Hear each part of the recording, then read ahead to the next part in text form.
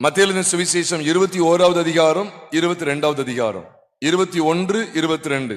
அதுல விசேஷமாக 21வது அதிகாரம் 23ஆம் வசனத்திலிருந்து 21வது அதிகாரம் முடிவு வரைக்கும், அதை தொடர்ந்து 22வது அதிகாரம் முழுமை வரைக்கும் நமக்கு இந்த 4 கூட்டத்தார் வந்து ஆண்டவரிடத்தில் கேள்விகளை கேட்கிற காரியங்களை நாம் பார்க்கிறோம். ஆண்டவர் பதில் சொன்ன விதத்தை தான் நீங்க இப்ப கவனிக்கணும். ஆண்டவர் பதில் சொன்ன விதம் எப்படிப்பட்டது? இந்த 4 பேருமே என்ன கேள்வி கேட்டார்கள் முதல்ல சொல்லியிருந்தேன். முதலாவது அதிகாரத்தை குறித்த கேள்வி. நீ என்ன அதிகாரத்தினால செய்கிறீர்? அவன் இயேசுவானவர் யோவான் கொடுத்த ஸ்நானம் மனுஷரால் உண்டாயிட்டா தேவனால் உண்டாயிட்டா என்று அவர் கேட்கிறார். இது நமக்கு எல்லாருக்குமே தெரியும். மனுஷரால் உண்டாயிட்டுன்னு சொன்னா நீங்கள் ஜனங்கள் நினைச்சுவாங்கன்னா இவங்க மேல கல்லெறிஞ்சிருவாங்க. ஏன்னா ஜனங்கள் யாரை விசுவாசித்தாங்க? யோவான் சொன்னாங்க விசுவாசித்தாங்களே இல்லையா? விசுவாசித்தார்கள். அதனால யோவான் சொன்னாங்க ஒருவேளை அவன் கொடுத்த ஸ்நானம் தேவனால் உண்டாயிற்று என்று சொன்னால் பின்ன அவரை விசுவாசிக்க வேண்டும். ஏனென்றால் யோவான் ஸ்நானகன் இயேசு கிறிஸ்துவை குறித்து இதோ தேவ ஆட்டுக்குட்டி என்று சொல்லி சாட்சி கொடுத்தார். எனக்கு பின் வருகிறவர் என்னிலும் மேன்மை உள்ளவர், இதோ தேவ ஆட்டுக்குட்டி என்று சொல்லி அவரை குறித்து சாட்சி கொடுத்ததுனால யோவான் சொன்ன அந்த சாட்சியை கட்டாயம் ஏற்றுக்கொள்ள வேண்டும். அதற்கு அவர்கள் பயந்து எங்களுக்கு தெரியாது என்று சொன்னார்கள். இதே போலதான் இரண்டாவது ஒரு கேள்வி வைக்கும் போது, ராயனுக்கு வரி கொடுக்கிறது நியாயமா இல்லையான்னு கேட்கிறாங்க. அங்க ஏரோதியர் இருக்கிறாங்க, பரிசேயர் இருக்கிறாங்க. நம்ம எல்லாருக்கும் தெரியும். பரிசேயர் பொதுவாக மத சடங்குகளுக்கு உட்பட்டு ஜீவிக்கிறவர்கள். ஏரோதியர்கள் அந்த காலத்தில் இருந்த அந்த ரோம சாம்ராஜ்யத்துக்கு உட்பட்டு வரி வசூலிக்கிற அரசாங்கத்துக்கு சம்பந்தப்பட்ட நபர்களாக இருந்தார்கள். இந்த 2 கூட்டத்தாருமே யூதர்கள் தான், மறந்துடாதீங்க. இந்த 2 கூட்டத்தாருமே இயேசுவிடத்துல கேள்வி கேட்க வந்த அத்தனை கூட்டத்தாருமே யூதர்கள் தான். அவர்கள் நியாய சாஸ்திரிகளா இருந்தாலும் சரி, சதுசேயராக இருக்கட்டும், பரிசேயராக இருக்கட்டும், ஏரோதியராக இருக்கட்டும், அல்லது பிரதான ஆசாரியர் ஜனத்தின் மூப்பராக இருக்கட்டும், அத்தனை கூட்டத்தாருமே யூதர்கள் என்பதை மறந்துவிட வேண்டாம். ஏரோதியர்கள் சொல்லப்பட்டிருக்கு, அவங்க எப்பவுமே இந்த அரசாங்கத்துக்கு சம்பந்தப்பட்டவங்க. இந்த பரிசேயர் மத சம்பந்தப்பட்டவங்க. அதனாலதான் அவங்க கேட்காங்க, ராயனுக்கு வரிக்க செலுத்துறது நியாயமா இல்லையான்னு கேட்கும் போதுதான் இயேசுவானவர் எவ்வளவு அனந்த ஞானம் உள்ளவரா பதில் சொல்றார் பாருங்க. அரசாங்கத்துக்குரியதும் தேவனுக்குரியதும், அப்ப பொருளாதார காரியம் ஆவிக்குரிய காரியம், இந்த 2ஐயும் குறித்து இந்த 2 கூட்டத்துக்குமே பதில் சொல்றார். இந்த 2 கூட்டமே எதிர்த்து நிற்க முடியாத அளவுக்கு அவர்களும் செயலிழந்து போகிறார்கள். 3வது ஒரு கூட்டம் சதுசேயர், உயிர்த்தெழுதல் இல்லை என்று சாதிக்கிற சதுசேயர் உயிர்த்தெழுதலை குறித்து ஆண்டவரிடத்துல கேட்கிறாங்க. அதற்கும் அவர் தக்க பதிலை கொடுத்ததை நீங்களும் நானும் பார்க்கிறோம். மோசையின் முச்செடி, மோசே முச்செடியை பற்றிய வாசகத்தில் நான் ஆபிரகாமின் தேவனும் ஈசாக்கின் தேவனும் யாக்கோபின் தேவனுமாய் இருக்கிறேன் என்று, உங்கள் பிதாக்களுடைய தேவனாய் இருக்கிறேன் என்று சொன்ன விஷயத்தை அங்கு அவர் பேசுகிறத நீங்களும் நானும் பார்க்கிறோம். நியாயசாஸ்திரிக்கும் தக்க பதில் கொடுக்கிறார். பிரதான கற்பனை என்னன்னு சொல்லும் போது, உன்னிடத்தில் அன்பு கூறுவது போல பெருனிடத்திலும் அன்பு கூறுவாயாக என்பதை சொல்லி தேவனிடத்தில் அன்பு கூறுகிறது குறித்தும் மற்ற சக மனிதனிடத்தில் அன்பு கூறுகிற காரியத்தை குறித்தும் ஆண்டவர் பேசினார் என்று சொல்லி நீங்களும் நானும் பார்க்கிறோம். சரி, ஆண்டவர் என்னென்ன காரியங்கள் எல்லாம் எவ்விதமாய் பேசியிருக்கிறார்? எனக்கு இந்த சத்தியங்களை உங்களோடு கூட கொஞ்சம் ஆழமாய் பகிர்ந்து கொள்ள இருக்கிறேன். மத்தேயு சுவிசேஷம் 21வது அதிகாரம், அதுல அவர்கள் முதலாவது ஒரு கேள்வி எழுப்புகிறார்கள். 23வது வசனத்துல, நீர் எந்த அதிகாரத்தினால் இவைகளை செய்கிறீர் என்று கேட்கிறார்கள். அப்ப அதற்கு ஆண்டவர் எதை குறித்து சொன்னார் தெரியுமா? யோவானை குறித்து பேசினார். இதுலதான் நிறைய சத்தியங்கள் இங்க அடங்கி இருக்கிறது. யோவானை குறித்து பேசினார். ஒருவேளை நான் சொல்றேன், இங்க வந்த பிரதான ஆசாரியர் ஜனத்தின் மூப்பரை போல இயேசு கிறிஸ்துவின் அதிகாரத்தை ஒருவேளை உங்களில் ஒருவேளை யாராவது அறியாமல் இருப்பீர்கள் என்றால், இந்த அதிகாரத்தை எவ்விதமாக நாம் அறிந்து கொள்ள வேண்டும் என்பதை இவர் எவ்வளவு தெளிவாய் பேசுகிறார் என்று நீங்கள் நானும் கவனிக்க வேண்டும். அப்போ இந்த அதிகாரத்தை குறித்த காரியங்கள் பிற்பாடு எவ்விதமா சொல்லப்படுது அப்படின்னு சொன்னா, யோவானை குறித்த விஷயத்தை ஆண்டவர் வெளிப்படுத்தி தான் அடுத்தடுத்து காரியங்களை வைக்கிறார். 28ஆம் வசனத்தை நீங்க கவனிச்சீங்கன்னா, ஆயினும் உங்களுக்கு எப்படி தோன்றுகிறது, ஒரு மனுஷனுக்கு 2 குமாரர் இருந்தார்கள், மூத்தவனிடத்தில் அவன் வந்து அப்படின்னு சொல்லி அங்க சொல்றார். அப்போ ஒரு தகப்பன் என்ன செய்யறான், தன்னுடைய 2 பிள்ளைகளிடத்துல பேசுகிறார். நீ இன்றைக்கு என் திராட்சை தோட்டத்துக்கு போய் அங்க போய் என்ன செய், வேலை செய் அப்படின்னு சொல்லி சொல்றார். மூத்தவன் என்ன சொல்றான், மூத்தவன் என்ன சொல்லுகிறான்? மாட்டேன் அப்படின்னு சொல்லி சொல்றான். அகிலும் பின்பு மனஸ்தாபப்பட்டு போனான் அப்படின்னு சொல்லி சொல்லப்பட்டிருக்கு.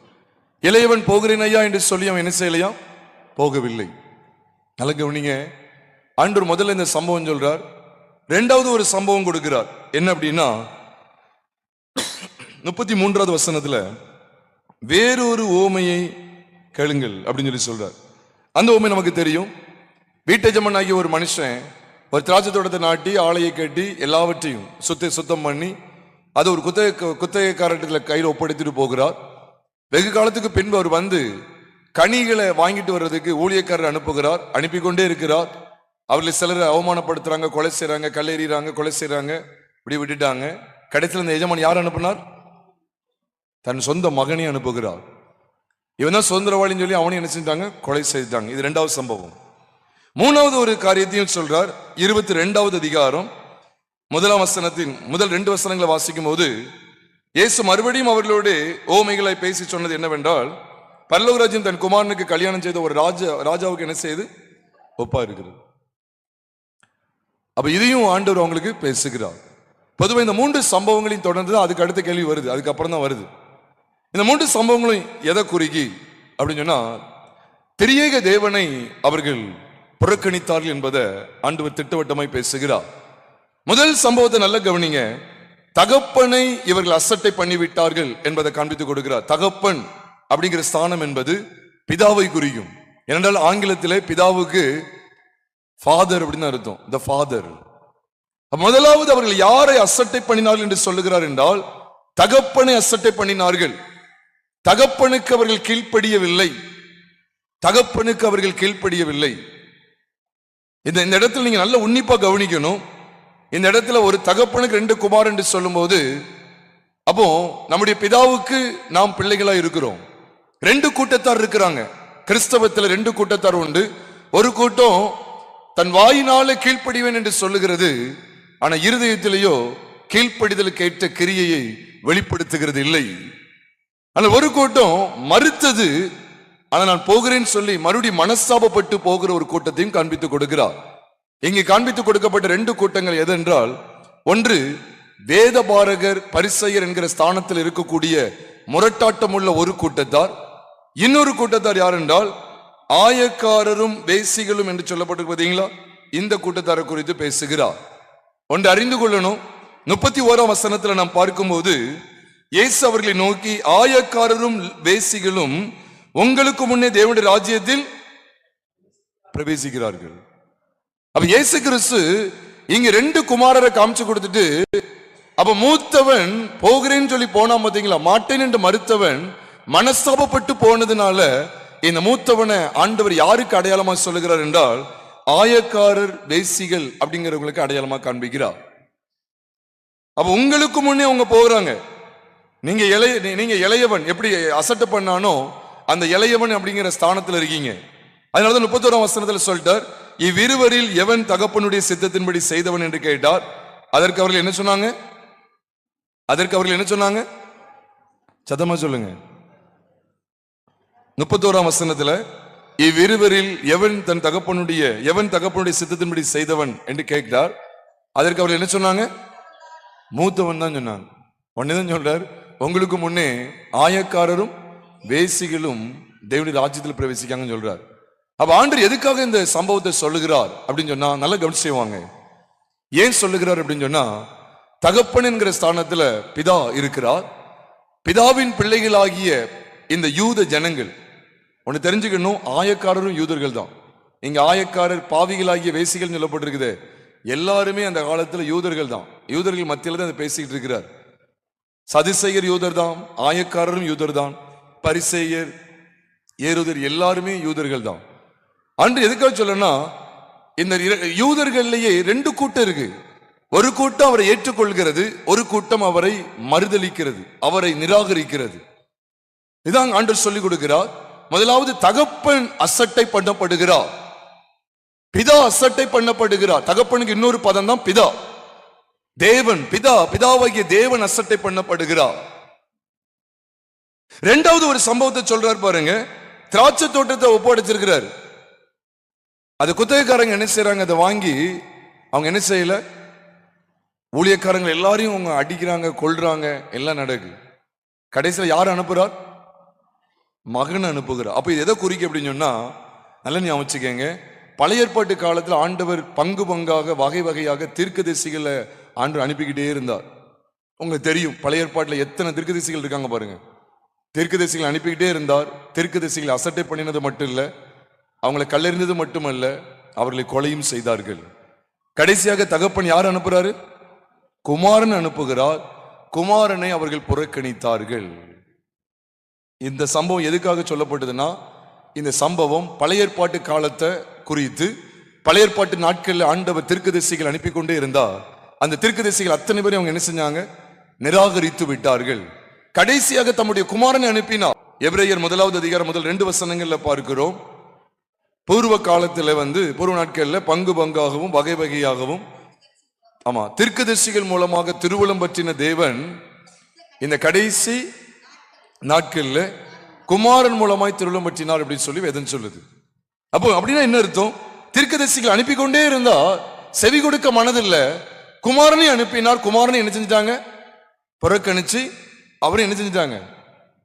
சொல்லுங்க. குமாரனையும் கொலை செஞ்சிட்டாங்க. இது நடக்க போறத ஆண்டு முன்னமே காமிச்சு கொடுக்கிறார். இப்ப ரெண்டாவது யார் அசட்டை பண்ணப்படுறார்?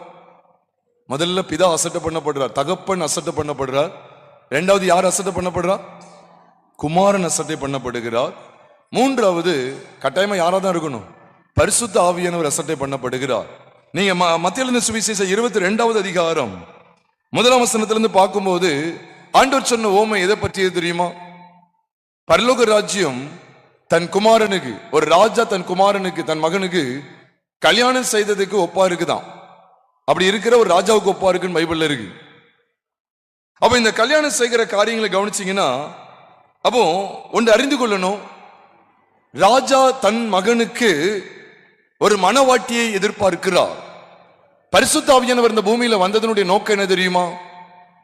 குமாரனுக்கு ஏற்ற மனவாட்டியை ஆயத்தப்படுத்த வேண்டும், அந்த ஆயத்தங்களை செய்ய வேண்டும். நீங்க சத்தியத்தை எவ்வளவு வருஷங்களா படிக்கீங்க, புரியாம படிச்சிடாதீங்க. நான் உனக்கு சொல்றேன், ஈசாக்கு யாருக்கு முன் அடையாளம்? ஈசாக்கு பலிபீடத்தில் கடத்தப்பட்டார். ஈசாக்கு பதிலாக அவர் ஆட்டுக்கடா பலி செலுத்தப்பட்டது என்று சொல்லி ஆதியாகமத்தின் புஸ்தகம் 22வது அதிகாரம் 13, 14 வாசிக்கிறோமே. ஆக இந்த ஈசாக்கு யாருக்கு முன் அடையாளம்? தகப்பன் தன்னுடைய ஒரே பேரான குமாரனை ஈசாக்கை பலியாக ஒப்பு கொடுத்தான் என்று சொல்லி எபிரேயர் 11வது அதிகாரத்தில் 17 மற்றும் 19 ஆகிய 2 வசனங்கள்ல வாசிக்கிறோமே. இந்த ஈசாக்கு ஒரே பேரானவன் சொல்லப்பட்டிருக்குது. அப்ப இந்த ஈசாக்கு யாருக்கு முன் அடையாளம்? சத்தமா சொல்லுங்க. இயேசு கிறிஸ்துவுக்கு முன் அடையாளம். அப்ப இந்த ஈசாக்குடைய தகப்பன் யாரு? ஆபிரகாம். அப்ப ஆபிரகாம் யாருக்கு முன் அடையாளம்? அழகா சொல்றாங்களே, பிதாவுக்கு முன் அடையாளம். அப்போ பிதாங்கிற ஸ்தானத்துல ஆபிரகாம், தன் குமாரன் என்கிற ஸ்தானத்துல ஈசாக்குக்கு, பாருங்க, பிதா என்கிற ஸ்தானத்துல ஆபிரகாம், தன் குமாரன் என்கிற அந்த குமாரன் ஆகிய கிறிஸ்துவுக்கு முன் அடையாளமாய் இருக்கிற ஈசாக்குக்கு ஒரு பொண்ணு பார்க்கறதுக்காக, திருமண காரியத்தை ஒழுங்கு செய்யறதுக்காக வீட்டில் உள்ள ஒரு வேலைக்காரன் அனுப்புகிறார். நம்ம எலேசர்னு சொல்றோம், நாங்க பகிரங்கமா எலேசர்னு இல்லை, ஆனா எலேசரா தான் இருக்கும். அப்படி ஒரு மூத்த ஊழியர் என்ன செய்யறாருன்னா, ஆதியாகமம் 24வது அதிகாரத்தில் அனுப்புனாரா இல்லையா? அனுப்புகிறார். அவரும் போய் ஜபத்தோடு கூட அவர் என்ன செய்தார்? ஒரு மனவாட்டி ஆயத்தப்படுத்தி ஈசாக்கு இடத்துல கொண்டு வந்து சேர்த்தாரா இல்லையா? சேர்த்தார். இது பொதுவா திருமணத்துக்கு முந்தைய நாளாகிய முகூர்த்த ஜப கூட்டம் அல்லது ஆயத்த நாளாக, அந்த நாளில் அதிகமாக இந்த ஈசாக்கு ரெபெக்காளுடைய சம்பவம் பெருமளவு பேசப்படுகிறது. ஆனா உண்மையாகவே நீங்க ஆவிக்குரிய வெளிச்சத்துக்கு வாங்க, மேலோட்டமா அறியாதீங்க. இந்த ஆதியாகமம் 24வது அதிகாரத்துல பிதாங்கிற ஸ்தானத்துல ஆபிரகாம், குமாரன் என்கிற ஸ்தானத்துல ஈசாக்கு, அந்த பிதாவினாலே அனுப்பப்பட்ட அந்த ஸ்தானத்திலே எலேசர் என்று பார்க்கிறோமே, பரிசுத்த ஆவியானவர் குமாரன் ஆகிய கிறிஸ்துவுக்கு நல்லதொரு மனவாட்டியை ஆயத்தப்படுத்துகிற பணியிலே அவர் களம் இறங்கி இருக்கிறார் என்கிற வெளிச்சத்தை நாம் என்றைக்கு தான் விளங்கிக் கொள்ள போகிறோம்? எவ்வளவு மேன்மையான சத்தியங்கள் இருக்கு பாருங்க. நீங்க ஈசாக்கு குமாரன் சொல்லிட்டா, அப்புறம் பிதாவுக்கு பிதாவை யார்தான் பிரதிபலிக்கிறதுக்கு முன்னடையாளமா இருக்கிறாருன்னா ஆபிரகாம். தனக்கு ஒரே பேரானவனையே பலியாக ஒப்பு கொடுத்தான்னு சொல்லி வேதத்திலே எபிரேயர் 11வது அதிகாரம் 19ஆம் வசனத்துல வாசிக்கிறோம். ஆக இங்கேயும் அதுதான் பார்க்கிறோம். ஒரு கல்யாணம், மகனுக்கு திருமணம் செய்கிறார், ஊழியக்காரரை அனுப்பி விடுறார். இது என்ன வேலை பார்க்கறாங்க அப்படின்னு கேட்டா, இந்த ஒரே வேலையை தான் பார்க்கறாங்க. மணவாளனாகிய கிறிஸ்துவுக்கு மணவாட்டியை ஆயத்தப்படுத்துகிற வேலை தான் புதிய ஏற்பாட்டு கால வேலை.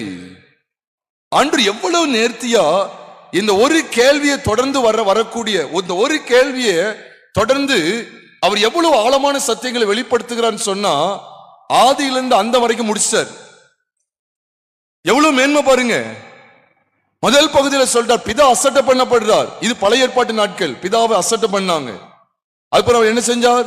தீர்க்கதரிசிகளை அனுப்பிக்கிட்டே இருக்கிறார். அடுத்த சம்பவத்தில் தீர்க்கதரிசிகளை எல்லாம் அனுப்புறாரு, அவங்களே அசட்டை பண்ணாங்க.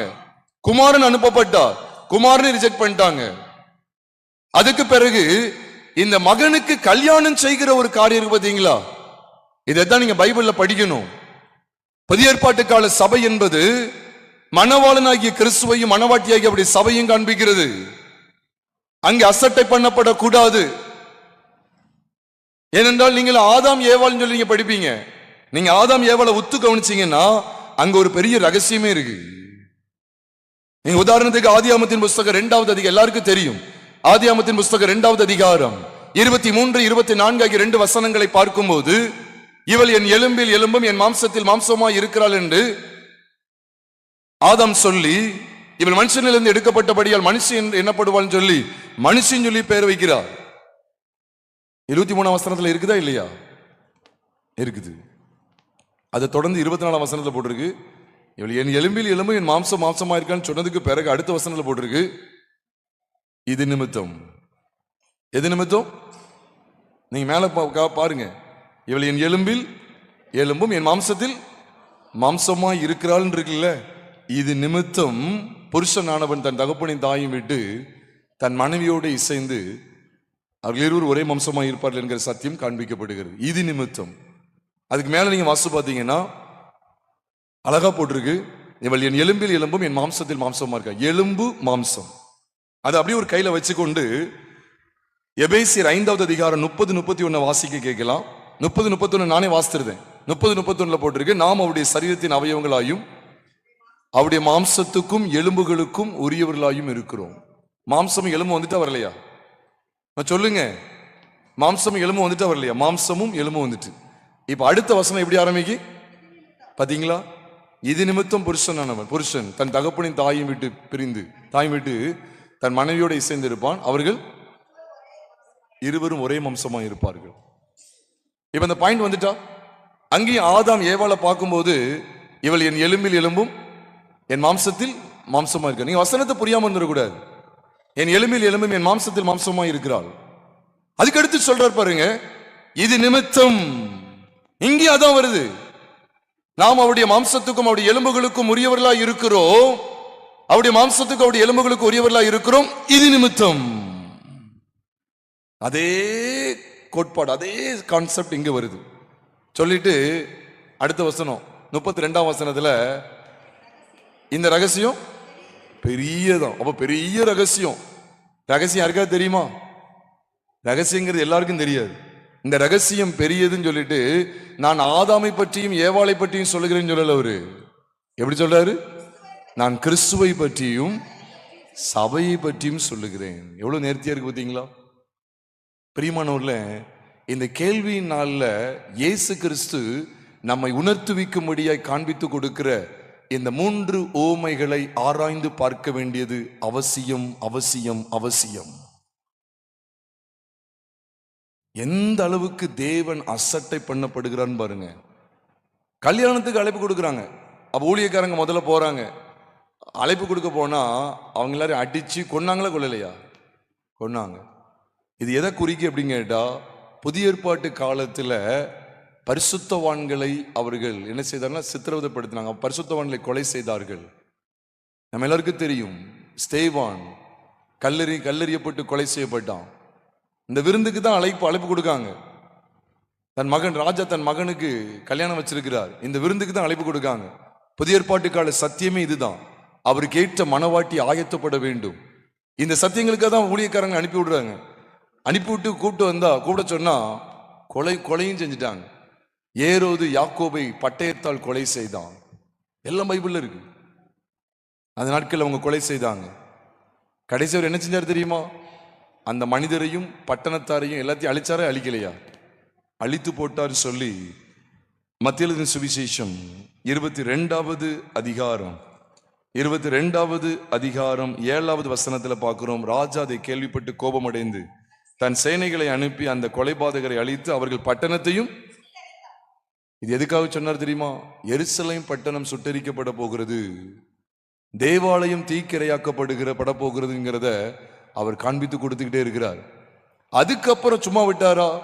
புறஜாதிகளாகிய நம்மை ஆண்டவர் சந்தித்தார். ஒன்று அறிந்து கொள்ளணும். அப்போஸ்தலர் நடவடிக்கைகள் முதல் அதிகாரத்திலேயே இயேசுவானவர் பிதாவின் வாக்குத்தத்தத்தை குறித்து பேசினார். இன்னும் சில நாளைக்குள்ளே நீங்கள் பரிசுத்தாவினாலே ஞானஸ்நானம் பண்ணப்படுவீர்கள்.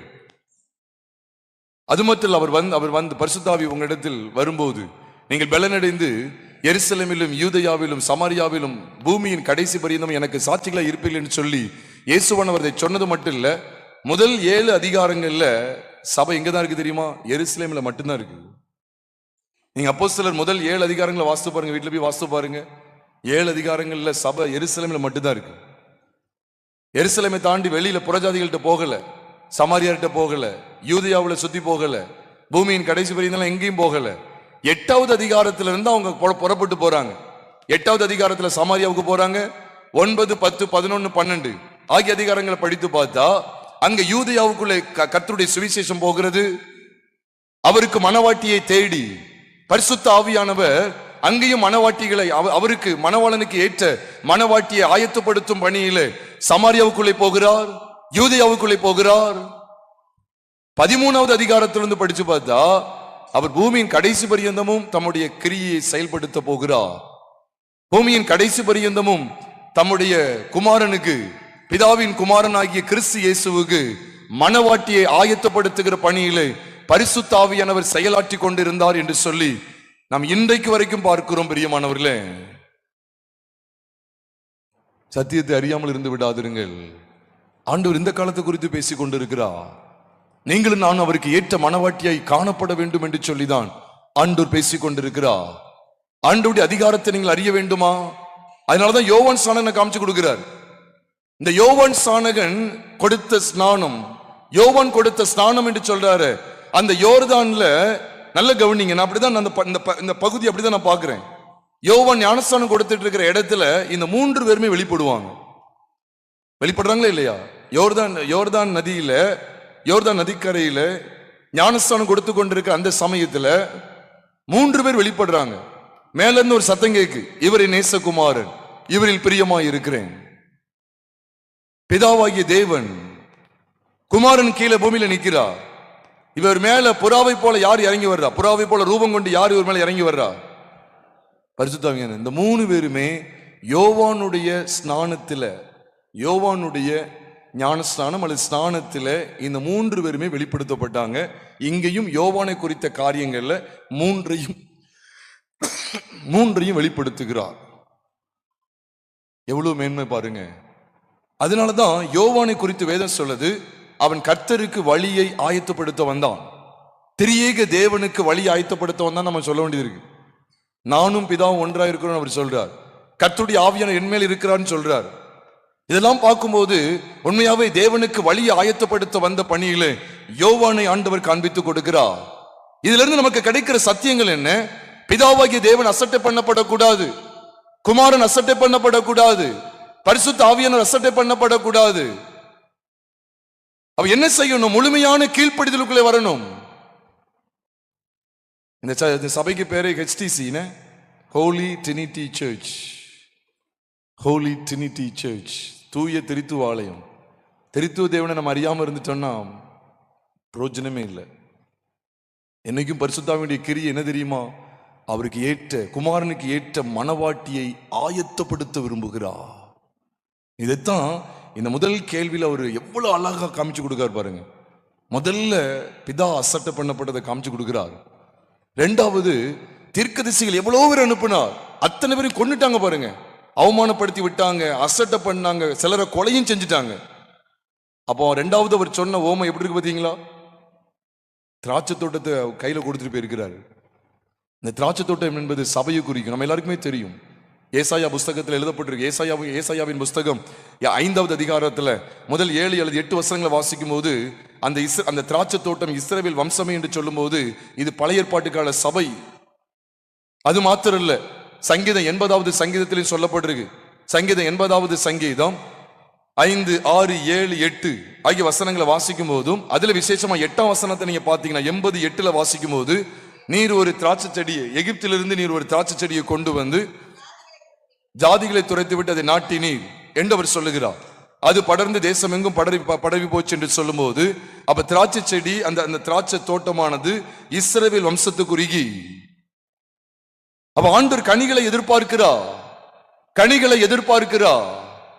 ஊழியர்களை, தீர்க்கதரிசிகளை அனுப்புகிறார், ஞானதரிசிக்காரர்களை அனுப்புகிறார், தேவனுடைய தாசர்களை அனுப்புகிறார், நியாயாதிபதிகளை அனுப்புகிறார், ராஜாக்களை அனுப்புகிறார். அனுப்பி விடுறார். எல்லாரும் என்ன செய்றாங்க? அவமானப்படுத்துறாங்க, புறக்கணிக்கிறாங்க, சிலரை கொலையும் செய்துட்டாங்க. கடைசியா யாரதான் அனுப்புறாரு? குமாரன் வெளிப்பட்டா. பிரியமானவர்களே, நேற்று நம்ம தியானித்தது போல இன்றைக்கும் அதுதான். இருதயத்தை கடினப்படுத்தாதீங்க. இந்த யூத ஜனம் எவ்வளவு தங்களை கடினப்படுத்திச்சுன்னு சொல்றாரு பாருங்க. ஊழியர்களை அனுப்பிக்கிட்டே இருக்கிறாரு, அந்த செய்தியை ஏற்றுக்கொள்ளவே மாட்டேங்காங்க. நம்ம என்னைக்குதான் மனம் திரும்ப போறோம்? நான் நேற்று சொன்னது போலதான் மாதிரி தான். இன்னும் வரதட்சணை, இன்னும் சண்டை போடுதல், இன்னும் கெட்ட வார்த்தை பேசிட்டு எளிமையா கம்யூனியன் சர்வீஸுக்கு வந்துருந்தாங்க. கம்யூனியன்ல அப்பமும் திராட்சசமும் பங்கு பெறதுக்கு வந்துருந்தாங்க. இது முட்டாள்தனமா இல்லையா? Don't you show stupidity? இது புத்தியினம் இல்லையா? தேவ ஜனம் மனம் திரும்ப வேண்டும். சில பகுதிகள் இன்னும் கட்டப்பட்ட நிலைமையில இருக்காங்க. சில பகுதியில் இன்னும் கர்த்தருடைய வார்த்தையை ஏற்றுக்கொள்ள மனதில்லை. அதனாலதான் ஆண்டவர் இங்க வெளிப்படுத்துகிறார், திரியேக தேவனுடைய வெளிப்பாடு. மூன்றாவது கடைசியா சொல்றார் பாருங்க. இதுலதான் ஒரு பட்டணத்தை அழிவுக்கு உட்படுத்திட்டு வழிகள்ல, வீதிகள்ல இருக்கக்கூடிய மற்றவங்களை ஆண்டவர் என்ன செய்கிறார்? சந்திக்கிறாராம். பாருங்களேன், மத்தேயு எழுதின சுவிசேஷம் 22வது அதிகாரத்துல 7ஆம் வசனத்துல ஒரு பட்டணத்தை எல்லாத்தையும் அழிச்சாச்சு. ஆனா தன்னுடைய ஊழியக்காரர் நோக்கி சொல்றாரு, கல்யாணம் விருந்து ஆயத்தமா இருக்கு. அழைக்கப்பட்டவர்கள் அதற்கு அபாத்திரமாய் போனார்கள். எருசலேம் அபாத்திரமா போயிடுச்சு. தெற்கு திசையில் ஒன்றும் கொலை செய்ய தான் செய்யறாங்க. அவங்க பட்டணத்தை ஆண்டவர் அழிவுக்கு ஒப்பு கொடுத்தாருங்க நமக்கு தெரியும். கிபி 70 தீத்துராயினால அது அழிவுக்கு உட்பட்டது. அதுக்கடுத்து என்ன சொன்ன தெரியுமா? 9ஆம் வசனத்துல, நீங்கள் வழி சந்திகளிலே போய் காணப்படுகிற யாவரையும் கல்யாணத்திற்கு அழுதுக்கணும். அங்கதான் போய் என்ன செய்றாங்க? வழியில போய் நல்லார் பொருளார் யாவரையும் கூட்டிட்டு வந்து இங்க நிரப்பிட்டாங்க. நீங்களாம் எங்க இருந்தவங்க தெரியுமா? சொல்லுங்க, எங்க இருந்தவங்க? எதிர் அருகே இருந்தவங்க? இங்க என்ன போட்டிருக்கு பைபிள்ல? 9ஆம் வசனத்துல, வழி சந்திகள்ல தான் இருந்தோம், தூரமானவங்களா இருந்தோம், இஸ்ரவேலுடைய காணியாட்சிக்கு புறம்பே இருந்தோம், தேவனற்றவர்களா இருந்தோம், உடன்படிக்கை தேவ ஆராதனைகளுக்கு தேவ மகிமைக்கு தூரமானவர்களா நாம் காணப்பட்டிருந்தோம். அப்போ யூத ஜனங்கள் அபாத்திரமாய் போனபடினாலே பைபிள் சொல்லுது, அவர் தமக்கு சொந்தமானதிலே வந்தா அவருக்கு சொந்தமானவர்கள் அவரை ஏற்றுக்கொள்ளவில்லை என்று யோவான் எழுதின சுவிசேஷம் 1வது அதிகாரம் 11வது வசனத்துல வாசிக்கிறோம் பிரியமானவர்களே. அதனாலதான் பவுல் எழுதும்போது, நிருபத்தில் எழுதும்போது கவனிச்சீங்கன்னா, முன்பு யூதரிலும் பின்பு கிரேக்கரிலும். முன்பு அவர் என்ன செய்யறாருன்னா, காணாமல் போன இஸ்ரவேலுக்கு தான் வர்றாரு. அவங்களுக்கு தான் அப்போஸ்தலர் ஏற்படுத்தி அவங்க மத்தியில ஊழியத்தை செய்யறார். அவங்க எல்லாம் அசட்டை பண்றாங்க. பிற்பாடு புறஜாதிகளுக்கு மேன்மையாக அமைந்தது என்று சொல்லி ஒலிவ மரத்தை குறித்த விஷயத்தை ரோமருக்கு எழுதப்பட்ட நிருபம், ரோமர்ல அவர் அழகா காமிச்சு கொடுக்கிறார். ரோமர்ல அதுல விசேஷமாக 11வது அதிகாரத்தை பார்க்கும்போது, ரோமர் 11வது அதிகாரத்துல 17ஆம் வசனத்திலிருந்து நாம் பார்ப்போமே. ஆனால் 17ஆம் வசனத்திலிருந்து பார்க்கும்போது, காட்டொலிவு மரம் வேற, ஒலிவ மரம் வேற. ஒலிவ மரம் காட்டொலிவு மரம், ஒலிவ மரம் காட்டொலிவு மரம். ஒலிவ மரம் வெட்டப்பட்ட இடத்துல காட்டொலிவு மரமாகிய உங்களை என்னை ஆண்டு கொண்டு வந்து வைத்திருக்கிறார். ஒலிவ மரம் வெட்டப்பட்ட இடத்துல காட்டொலிவு மரமாகிய உங்களை என்னை ஆண்டு ஒட்ட வைத்திருக்கிறார். அந்த இரக்கத்தை, கிருபைய நீங்களும் நானும் உதாசீனப்படுத்தி விடக்கூடாது. அதற்காகத்தான் பிரியமானவர்களே, இந்த மூன்றாவது ஓமையை சொல்லும்போது அந்த கல்யாணத்தை குறித்து பேசுகிறார். ராஜா தன் மகனுக்கு கல்யாணம் செய்து வைத்தாராம். அந்த விருந்து குறித்து பேசுகிறார். அந்த விருந்துக்கு அபாத்திரமா போகும்போது அழுகையும் பற்கரிப்பும் நிறைந்த இடத்துல ஆண்டவர் பங்கடைய செய்கிறார் என்று சொல்லும்போது எவ்வளவு பயங்கர விபரீதம் என்று நீங்கள் யோசித்து பாருங்கள். இதைத்தான் தேவன் இந்த இடத்துல பேசுகிறார். தேவனுடைய அதிகாரத்தை நீங்க பார்க்கணுமா?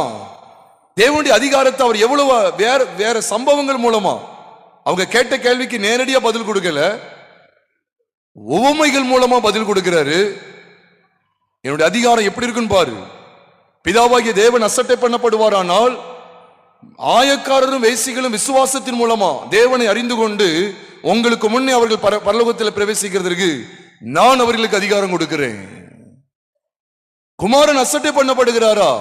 அசட்டை பண்ணப்படுவாரானால் யார் அசட்டை பண்ணாங்களோ அவங்க கையில இருந்து திராட்சை தோட்டத்தை பிடிங்க, நான் வேறொருக்கு கொடுப்பேன்னு சொல்லி அந்த அதிகாரத்தை காண்பிக்கிறார். பாக்குறீங்களா?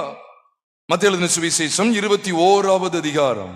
அந்த 21வது அதிகாரத்துல ஆண்டவர் என்ன சொல்லுகிறார்? 21வது அதிகாரம் 43வது வசனத்தை நாம் பார்க்கும்போது அதுல 41ல இருந்தே நான் வாசிக்கிறேன் பாருங்க. 40-41. அப்படி இருக்க திராட்சை தோட்டத்தின் எஜமான் வரும்போது அந்த தோட்டக்காரரை என்ன செய்வான் என்று கேட்டார். அதற்கு அவர்கள் அந்த கொடியரை கொடுமையாய் அழித்து ஏற்ற காலங்களில் தனக்கு கனிகளை கொடுக்கத்தக்க வேற தோட்டக்காரிடத்தில் திராட்சை தோட்டத்தை என்ன செய்வாரு? குத்தகை கொடுப்பான். அதிகாரம் இருக்கு அவர்கிட்ட. இவன் கொடுக்க மாட்டேன்னு நிக்காங்க, பிட்டிங்கிருவாரு. அதான் பாருங்க அடுத்து போட்டிருக்கு 43ஆம் வசனத்துல போட்டிருக்கு. ஆகையால் தேவனுடைய ராஜ்யம் உங்களிடத்திலிருந்து நீக்கப்பட்டு அதற்கேற்ற கனிகளை தருகிற ஜனங்களுக்கு கொடுக்கப்படும். அதிகாரத்தை பார்த்தீங்களா? இப்போ 2 பேர் வேலை பார்க்காங்க, கவர்மெண்ட் உத்தியோகம் வேலை பார்க்காங்க. என்ன அவங்கள ஒரு இடத்துல இருந்து இன்னொரு இடத்துக்கு மாத்துறதுக்கு அரசாங்கத்துக்கு அதிகாரம் இருக்கா இல்லையா? இருக்கா இல்லையா? இருக்கு. பணியை விட்டு நீக்கிறதுக்கும் அதிகாரம் இருக்கா இல்லையா? இருக்கு. எதையும் செய்ய முடியும். அதான் சொல்றாரு, உங்ககிட்ட இருந்து நீக்கி நான் வேற ஒருத்தவங்கிட்ட கொடுப்பேன்னு சொல்லி சொல்றாரு. மூணுலையும் கவனிச்சு பார்த்தீங்கன்னா அவர் ஓமைகள் மூலமா எவ்வளவு அதிகாரத்தை அவர் வெளிப்படுத்துறார் பாருங்க. நீ எந்த அதிகாரத்தினால் செய்கிறீர்? பிதாவாகிய தேவன், குமாரன் ஆகிய தேவன், பரிசுத்தாவியாகிய தேவன். இன்னைக்கும் இந்த சத்தியங்களை நம்ம அறிய வேண்டியது இருக்கு. தெரித்துவ ஆலயம்னு பேர் வச்சுக்கிட்டு ஒன்லி ஜீசஸுக்கு இடம் கொடுத்துருவாங்க. இன்னைக்கு ஒரு நூதனமான உபதேசம் இருக்கு. இயேசு மட்டும்தான் சொல்லி நூதனமான உபதேசம் இருக்கு. யெகோவா விட்னஸ் சொல்லி JW காவல் கோபுரம் வாட்ச் டவர்னு சொல்லுவாங்க. அவங்களும் ஒரு நூதனமான பிரசங்கிகள். வீடு வீடா வந்து என்ன செய்வாங்க? எதையாவது ஒன்று சொல்லி மனிதர்களை குழப்பி விடுறாங்க. திருத்துவ ஆலயத்திலே நீங்க திருத்துவத்தை அறியலைன்னா பிரயோஜனமே இல்லை. இந்த திருத்துவத்தினுடைய வெளிப்பாடு எப்படி இருக்கு பார்த்தீங்களா? நான் சரியில்லை அப்படின்னா அவர் எவ்வளவு அதிகாரத்தை பயன்படுத்துறார் பாருங்க. எப்படிப்பட்ட அதிகாரத்தை பயன்படுத்துறார் பாருங்க. இதை டைரக்டா நேரடியா சொல்லாம மறைமுகமா உவமைகள் மூலமா நான் எவ்வளவு அதிகாரம் உள்ளவன் என்பதை நீ பார் அப்படின்னு சொல்லி வெளிப்படுத்துகிறார். திருத்துவ தேவனுக்கு, ட்ரையூன் காட், திருத்துவ தேவனுக்கு எவ்வளவு அதிகாரம் இருக்கிறது என்பதை கவனித்து பாருங்க. அதனாலதான் இந்த மூன்றையுமே காமிச்சு கொடுக்கிறார். இந்த மூணாவது சம்பவம் சொல்லும் போதுதான் இப்ப நம்ம கிட்ட வர்றாரு. இந்த புதிய ஏற்பாட்டு கால ஊழியமே தெரியுமா? ராஜாவுக்கு, தேவகுமாரனாகிய கிறிஸ்துவுக்கு, பரம ஈசாக்குக்கு ஏற்ற மனவாட்டியாய், ஒரு நல்ல ஒரு ரெபேக்காளாய், மனவாட்டியாய் நாம் அனைவரும் காணப்பட வேண்டும் என்கிற நோக்கத்தோடு கூட இந்த அதிகாரத்தை அவர் வெளிப்படுத்தி கொண்டே இருக்கிறார். என்ன கேள்வி? முதல் கேள்வியை நமக்கு என்னத்தை கற்றுக் கொடுக்கிறது அப்படின்னு சொன்னா, பரிசுத்தாவியானவர் மனவாட்டியை தேடி கொண்டிருக்கிறார். நான் யாரையும் குழப்பல, இருக்கிற வசனத்தை உங்களோடு பகிர்ந்து கொள்றேன். இந்த மாதிரி சம்பவங்கள்லாம் மார்க்கில், யோவான், லூக்காலெல்லாம் போடல. இங்கதான் இருக்கு, விசேஷமா இங்க இருக்கு. அவங்க கேட்ட கேள்வி என்ன, அவர் சொன்ன மாறுத்துரம் என்ன அப்படின்னு சொல்லி பார்த்தா வெளிப்படையா மேலோட்டமா பார்த்தா தெரியாது. ஆனா உள்ளான விஷயத்துல பார்த்தா தெரியுது. அவர் யோவானை காமிச்சு கொடுத்துட்டு, யோவானுடைய ஸ்நானத்தை காமிச்சு கொடுத்துட்டு அந்த ஸ்தானத்தில் வெளிப்பட்ட 3 பேரை காமிச்சு கொடுக்கிறார். கீழே குமாரன் இருக்கிறார், மேல இருந்து சத்தம் கேக்கு, பரிசுத்தாவியான புறாவை போல ரூபம் கொண்டு வெளிப்படுறார்.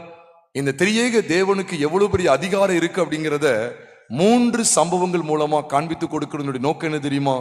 நீங்களும் நானும் கெட்டு போய்விடக்கூடாது, நீங்களும் நானும் அவர் கேட்ட மனவாட்டியாய் காணப்பட வேண்டும். அதற்காகத்தான் பிரியமானவர்களே யூதர்களுடைய அசட்டத்தனத்தை காமிச்சு கொடுக்கிறார். அவங்க அசட்ட பண்ணினத உங்களுக்கு எனக்கும் ஆண்டு எப்படிப்பட்ட வாக்குத்தத்தமா பண்ணியிருக்காரு பாருங்க. அவங்க அசட்ட பண்ணிட்டாங்க, அவங்க தேவனுடைய ராஜ்யத்துக்கு அபாத்திரலாய் போய்விட்டார்கள். உங்களுக்கும் எனக்கும் கிடைத்த ஸ்லாக்கியத்தை பார்த்தீங்களா? நம்ம எந்த அளவுக்கு தக்க வைக்கணும். நாமும் யூதர்களை போல அசட்டை பண்ணுவோமே ஆனால் நாம் ஆக்கினை தீர்ப்புக்கு உட்படுவது நிச்சயம் என்பதை தேவன் 3 இடங்களையும் காமிச்சு கொடுக்கிறார். நீங்க 3யுமே நல்லா உன்னிப்பா கவனிச்சு பாருங்க. 3யுமே தேவனுடைய ராஜ்யத்து குறித்த செய்தியை நமக்கு காண்பித்து கொடுக்கிறது. நாம் அசட்டை பண்ணுவோமே ஆனால் தேவனுடைய ராஜ்யத்துக்கு அபாத்திரராய் போவோம். இந்த வெளிப்பாடை நான் அறிந்து கொள்ள வேண்டும். 2வது, ஒரு மனிதர்கள் கேள்வி கேட்கிறார்கள், ராயனுக்கு வரி கொடுக்கிறது நியாயமா இல்லையான்னு கேட்கிறாங்க. யார் வந்து கேட்கிறா? பரிசேயரும் ஏரோதியரும். பரிசேயரும் ஏரோதியரும் வந்து கேட்கிறாங்க. நான் முதலே சொன்னதுதான். ஏரோதியர் யார் அப்படின்னு சொன்னா, ஏரோதியர் இந்த ஏரோதியர்னாலே நமக்கு தெரியும், அவங்க ஏரோதுக்கு உட்பட்டவங்க, ராஜ்யபாரத்துக்கு ராஜாங்கத்துக்கு உட்பட்டவங்க, அந்த அரசாங்கத்துக்கு உட்பட்டு வாழ்றவங்க. ஏரோதியரும் பரிசேயரும் யூதர்கள் தான், மறந்துடாதீங்க, யூதர்கள் தான். ஆயக்காரரும் யூதர்கள் தான், பிறப்பால் ஆயக்காரரும் யூதர்கள் தான். அவர்கள் வரி வசூலிக்கக்கூடிய தொழிலை செய்தபடியினால் மற்ற யூதர்களால் அவர்கள் அற்பமாய் எண்ணப்பட்டார்கள், பாவிகளாக தீர்க்கப்பட்டார்கள். மற்றபடி ஆயக்காரன் யாருதான்? யாருதான்? யூதர்கள் தான். அது மறந்து விட வேண்டாம். ஏன்னா சிலரும் பார்த்தீங்கன்னா ஒரே ஜாதிக்காரங்களா இருப்பாங்க, ஆனால் ஏற்றுக்கிட மாட்டாங்க. டிகிரேட்னு சொல்லி சொல்றது மாதிரி இவங்க எப்படி இருக்காங்கன்னா ஒரே இனம் தான், யூத இனம் தான், ஆனால் என்ன செய்ய மாட்டாங்க, ஒருத்தரை ஏற்றுக்கொள்ள மாட்டாங்க.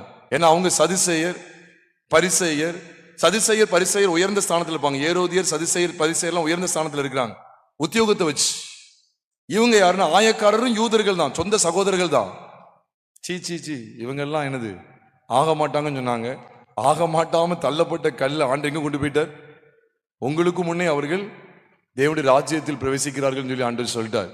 எனக்கு கொஞ்சம் ஜாக்கிரதையா இருந்து நம்ம எந்தெந்த பகுதியில் மனம் திரும்பணும் அந்தந்த பகுதியில் மனம் திரும்ப ஒப்பு கொடுப்போம். பிரியமானவர்கள, நம்ம யாரையும் அசட்டை பண்ண வேண்டிய அவசியம் இல்லை. இங்க பாருங்க, ஆண்டு 2வது ஒண்ணு சொல்றாரு பாருங்க. ராயனுக்கு வரி கொடுக்கிற நியாயமா இல்லையான்னு அவங்க கேட்ட கேள்விக்கு ஆண்டு சொன்ன பதில் என்ன தெரியுமா? அழகா சொன்னார். இவ எதுக்காக தெரியுமா 2 பேர் வந்தாங்க? இவர் ராயனுக்கு வரி கொடுக்கிறது நியாயம்தான் அப்படின்னு சொன்னார் வச்சுக்கோங்களேன், பரிசேயர் எதிர்ப்பாங்க, ஏரோதியருக்கு சந்தோஷமாயிரும். ஏன்னா நல்ல நல்ல ராஜ்யத்துக்கு வரி கொடுக்கிற நியாயம் சொன்னா நல்லா இருக்குன்னு சொல்லி, நியாயம் வரி கொடுக்கிறது நியாயம் இல்ல அப்படின்னு சொன்னா ஏரோதியர் எதிர்ப்பாங்க. அதனால அவங்க தந்திரமா வரி கொடுக்கிறது நியாயமா இல்லையான்னு கேட்கும்போது ஆண்டு சொன்னார், ராயனுடையது ராயனுக்கும் தேவனுடைய தேவனுக்கு செலுத்துங்க. நான் இப்பதான் 2வது கேள்விக்கு வந்திருக்கோம், சீக்கிரம் முடிச்சிருவேன். 2வது கேள்விக்கு வந்திருக்கோம். அது என்ன அப்படின்னா, பிரியமானவர்களே, ராஜ்யபாரம் என்பது அல்ல, கவனிங்க, நம்முடைய ஜீவியம் என்பது 2 விதமான உலகத்தை தொடர்பு கொண்டது. ஒன்று மேலோகம், இன்னொன்று மேலுலகம், இன்னொன்று கீழுலகம். பூமிக்கும் வானத்துக்கும் சம்பந்தப்பட்டது தான் இந்த கிறிஸ்தவ வாழ்க்கைங்கிறத மறந்துடாதீங்க. ராயன் என்பவன் இந்த பூமியில் ஆட்சி செய்கிறவன், தேவன் என்பவர் பரலோகத்தில் ஆட்சி செய்கிறவர். அவருடைய ஆட்சி இங்கேயும் இருக்கு, நான் இல்லைன்னு சொல்லல. ஆனா இந்த கேள்வியின் பொறுத்த விஷயத்துல, இந்த கேள்வியை பொறுத்த மட்டில் இங்கு சொல்லப்பட்ட மாறுத்துரத்தை பற்றிய விஷயத்துல ஆண்டவர் என்ன சொல்றார்? இந்த பூமியிலையும் நீங்க ராஜாக்களுக்கு கீழ்ப்படிந்திருக்குன்னு சொல்றார், பரலோகத்துல தேவனுக்கும் நீங்க செலுத்த வேண்டிய காரியங்களை அவருக்கும் கட்டளைக்கு கீழ்ப்படிய வேண்டிய அவசியங்கிற காரியங்களை 2 காரியத்தை பேசுகிறார்.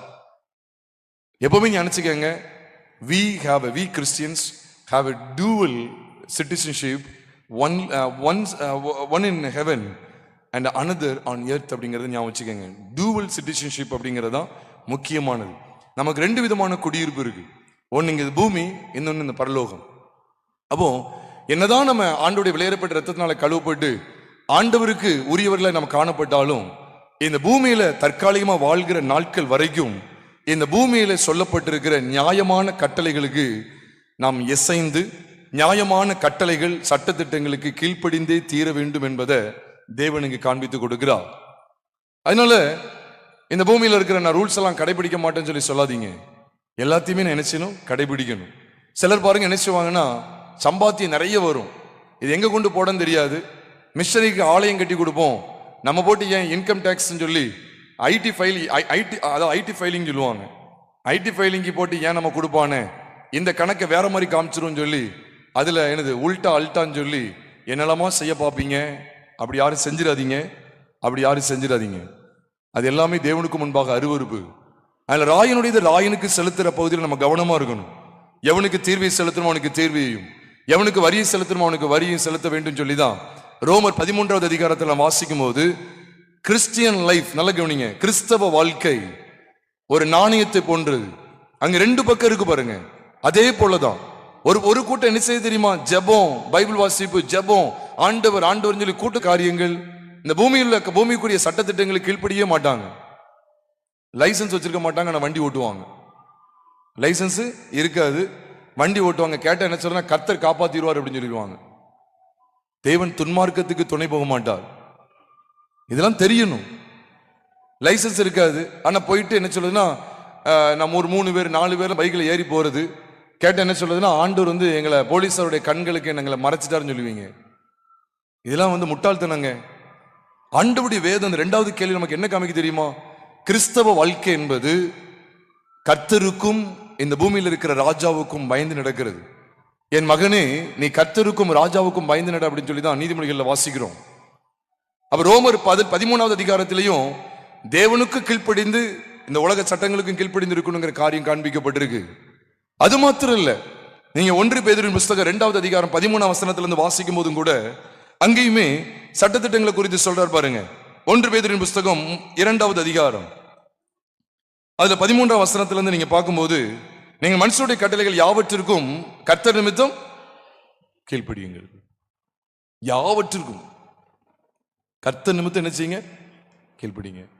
அதுக்கடுத்து சொல்றார், மேலான அதிகாரம் உள்ள ராஜாவுக்கானாலும் சரி, தீமை செய்கிறவர்களுக்கு ஆக்கினையும் நன்மை செய்கிறவர்களுக்கு புகழ்ச்சியும் உண்டாகும்படி அவனால் அனுப்பப்பட்ட அதிகாரிக்கானாலும் சரி கீழ்ப்படியுங்கள். எவ்வளவு அழகா சொல்ற. நீங்கள் நன்மை செய்கிறதுனாலே புத்தியின மனுஷனுடைய அறியாமை அடக்குவது தேவனுடைய சித்தமா இருக்கிறது. அது எந்த ராஜாவோ அவங்களுக்கு கட்டாயமா என்ன செய்யுங்க, கீழ்ப்படியுங்கள் அப்படின்னு சொல்லி போட்டிருக்கு. இதுல ஒரு முக்கியமா கவனிக்கப்பட வேண்டிய ஒரு முக்கியமான காரியம் என்ன அப்படின்னா, கர்த்தர் நிமித்தம் சொல்லி போட்டிருக்கு பாத்தீங்களா 13ஆம் வசனத்துல. நீங்கள் மனுஷனுடைய கட்டளைகள் யாவற்றிற்கும் கர்த்தர் நிமித்தம் கீழ்ப்படியுங்கள் இருக்கு.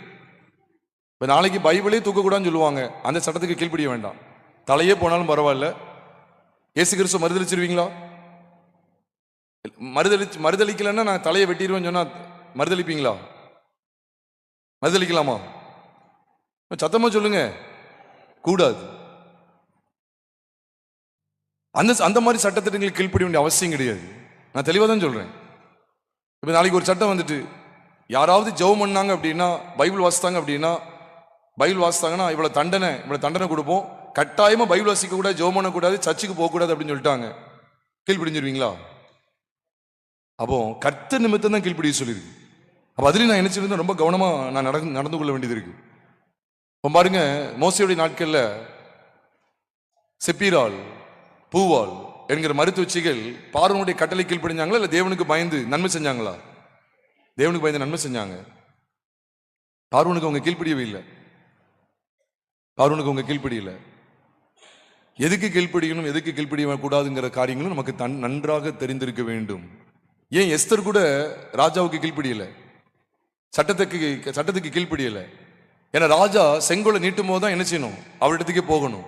அவர் சொல்றா, இவ்விதமாக நான் சட்டத்தை மீறி ராஜாவிடத்தில் பிரவேசிப்பேன், செத்தாலும் சாகிறேன் என்று சொல்லுகிறார்.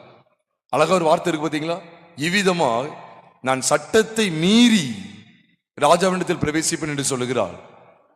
அப்ப சில பகுதி இல்ல, தேவனுக்கு அடுத்த காரியங்கள்ல தேவனை மறுதளிக்கக்கூடிய அல்லது தேவனை விட்டு நம்மளை விளக்கக்கூடிய காரியம் ஏதாவது இருக்குமானால், அப்படிப்பட்ட காரியங்களுக்கு அரசாங்கம் முழுவதும் ஒத்துழைப்பு கொடுத்தாலும் நம்முடைய ஒத்துழைப்பு காணப்படக்கூடவே கூடாது.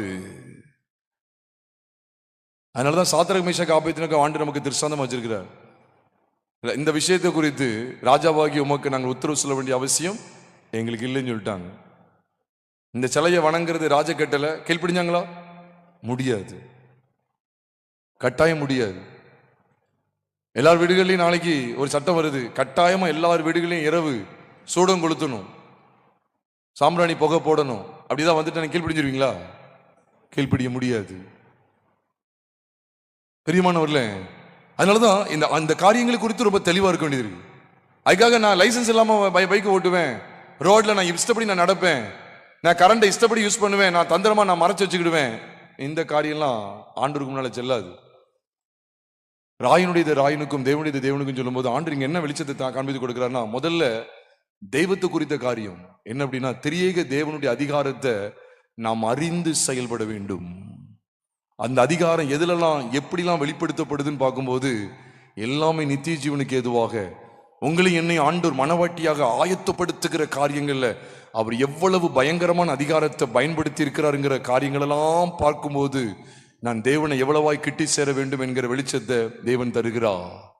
ரெண்டாவது, இந்த கேள்வியில ராயனுக்கு வரி கொடுக்கிறது நியாயமா இல்லையான்னு கேட்கறதுல, ராயனுக்குரியது ராயனுக்கும் தேவனுடையது தேவனுக்கும் என்று சொல்லும் போது தேவனுக்குரியது என்னங்கிறத பாருங்க.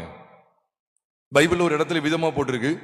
1 கொரிந்தியர் புஸ்தகம் 6வது அதிகாரம் 20ஆம் வசனத்துல, நம்முடைய சரீரம் ஆவி தேவனுக்குடையதுதான். நீங்க ஒரு 3 வசனத்தை நீங்க அன்னைக்கு 2 வசனத்தை பார்த்தா தான் தெரியும். அதாவது 1 கொரிந்தியர் 6வது அதிகாரம் 19ஆம் வசனத்தை பார்த்தா, டைம் இல்லாதனால நீங்க வாசிக்க வேண்டாம். 1 கொரிந்தியர் 6வது அதிகாரம் 19ஆம் வசனம் பார்த்தா, உங்கள் சரீரம் நீங்கள் அவராலே பெற்றும் உங்களை தங்கியும் இருக்கிற பரிசுத்தாவியினுடைய ஆலயமா இருக்கிறது என்றும் நீங்கள் உங்களுடைய அல்ல. அப்படின்னா என்ன அர்த்தம்? சரீரம் யாருக்குரியது? ஆமா, கர்த்தருக்குரியது தான் பார்க்கிறோம். ஏன் எதுக்கு 19 மட்டும் பார்க்க போறோம்? இந்த சரீரம் யாருக்குரியதுங்கிறத அதுக்கு முன்னால 14 15 அந்த வசனத்துல சொல்றாரு பாருங்க. 1 கொரிந்தியர் 6வது அதிகாரம் 13ஆம் வசனத்தை பார்த்தீங்கன்னா அதனுடைய பின்பகுதியில் சொல்றாரு, சரீரமும் வேசித்தனத்திற்கு அல்ல, யாருக்குரியது? புரிஞ்சுக்கிட்டா? கர்த்தருக்கே உரியது. அப்ப அதுல இருந்து 19ஆம் வசனம் வரைக்கும் சொல்லும் போது நம்முடைய சரீரம் கர்த்தருக்குரியதுன்னு சொல்றார். நம்முடைய சரீரம் கர்த்தருக்குரியதுன்னு சொல்றார். அதை தொடர்ந்து 20ஆம் வசனத்துல பாருங்க, தேவனுக்கு உடையவைகளாகிய உங்கள் சரீரத்தினாலும் உங்கள் ஆவியினாலும் தேவனை மகிமைப்படுத்துங்கள் அப்படின்னு சொல்லி சொல்றார். என்றைக்கு தேவனுக்கு உடையது அப்படிங்கிற அந்த வெளிச்சம் நமக்கு வரும் அப்படின்னு சொன்னா, 20ஆம் வசனத்தை நீங்க நல்லா வாசு பாருங்க. கிரயத்துக்கு கொல்லப்பட்டீர்களே, ஆகையால் தேவனுக்கு உடையவைகளாகிய உங்கள் சரீரத்தினாலும் உங்கள் ஆவியினாலும் தேவனை மகிமைப்படுத்துங்க. இப்ப ராயனுடையது ராயனுக்கும் தேவனுடையது தேவனுக்கும் சொல்லும் போது, உண்மையாவே நான் தேவனுக்குரியவன், நான் முழுவதும் தேவனுடையவன், நான் தேவனுக்குரியவன், என்னுடைய எல்லாமே தேவனுக்குடையது அப்படிங்கிறத நான் எப்பொழுது விளங்கி கொள்ள முடியும் அப்படின்னு சொன்னா, கிறிஸ்துவின் பலியின் மூலமா தான் முடியும். அதான் 20ஆம் வசனத்துல சொல்றாரு, கிரயத்துக்கு கொல்லப்பட்டீர்களே. எவ்வளவு அழகா சொல்றாரு பாருங்க, கிரயத்துக்கு கொல்லப்பட்டீர்களே. ஒன்று சொல்றேனே, இப்ப கையில போட்டிருக்கிற வேண்டாம், ஒரு பெண்ணு வச்சுக்கங்களேன். இந்த பெண்ணு யாருடையது அப்படின்னு கேட்டா எல்லாரும் என்ன சொல்லுவீங்க? உங்களுடையது அப்படின்னு சொல்லுவீங்க. இது என்கிட்ட இருக்கிறதுனால என்னுடையதுங்கிறது மட்டும் இல்ல, இதை விலை கொடுத்து நான் வாங்கியிருக்கிறேன். இது வேற யாரும் விலை கொடுத்து வாங்கல. ஒரு சின்ன பெண்ணை தான் ஒரு உதாரணமா சொல்றேன். இது யாரும் விலை கொடுத்து யாரும் வாங்கல, இது நான் விலை கொடுத்து வாங்கினதுனால இது என்னுடையது. நான் கிரயம் செலுத்தி இதை கடையிலிருந்து மீட்டு கொண்டேன். அது வரைக்கும் அது கடைக்காரருக்குரியது.